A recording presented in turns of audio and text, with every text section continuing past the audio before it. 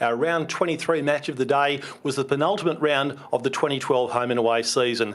East Perth 4th up against East Fremantle 3rd, with so much at stake, the right to host a first semi-final at one's home ground. So with so much at stake, it was always going to be a frenetic start to the game, a hard and physical contest throughout, and that's certainly what we got right from the outset, with East Perth getting out of the blocks slightly better than East Fremantle. In fact, in the first quarter, they controlled most of the footy through the midfield, mainly due to that man there, number 7 for East Perth in Nick Commer. He was feeding the ball forward, giving opportunities to the forwards, most of which were taken early in the piece. Rory O'Brien making a rare mistake deep in defence there, and Mitch Brown combining to try and keep East Perth at bay, but their forward pressure was terrific, and Commer, the player who drove it forward initially, ran up and finished the goal off himself. His was an outstanding game. There he is again, feeding the ball forward, well up over half forward, inside attacking 50 for East Perth. They had probably more opportunities to be more than 11 points in front at quarter time. An uncanny bounce there beat Mitch Brown, but not Josh Smith,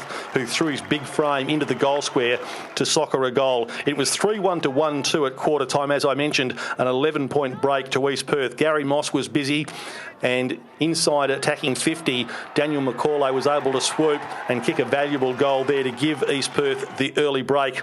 In the second quarter, East Fremantle, well, they were always going to come, and come they did. They managed to kick 5 goals to 3 in the second quarter, and Brad Dick sprinting away from the opponents there. He really does gather some speed when he turns on the afterburners. He was dangerous around the goals without being very, very convincing. He kicked 3 goals, 1 for the afternoon, but as I mentioned, always dangerous. The thing about it was, for East Fremantle, they levelled it up at half-time. It was 6 goals, 5 apiece.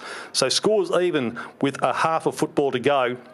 And the way the game had been played, it was always going to be a matter of fitness. And there is Dick again, getting the handball from Robbie Young, kicking another goal. East Fremantle turned things around in the third quarter. They kicked 7 goals to East Perth's 4. So they led by 21 points, and that looked as though it might have been enough.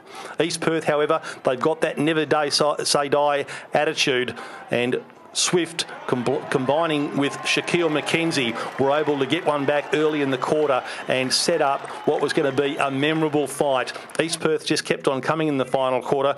East Fremantle almost stopped to a walk, but as well as East Perth could play, East Fremantle just seemed to have the numbers, and in the end it was East Fremantle getting over the line by 7 points.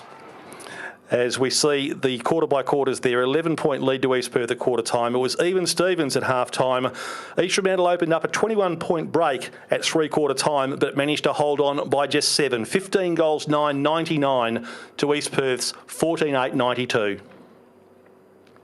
Well, next week, round 24, the final round of the home and away season, we are back here at Medibank Stadium. East Perth taking on West Perth in an old-fashioned Perth derby, the final one for season 2012, and we'll be on air from 2 p.m.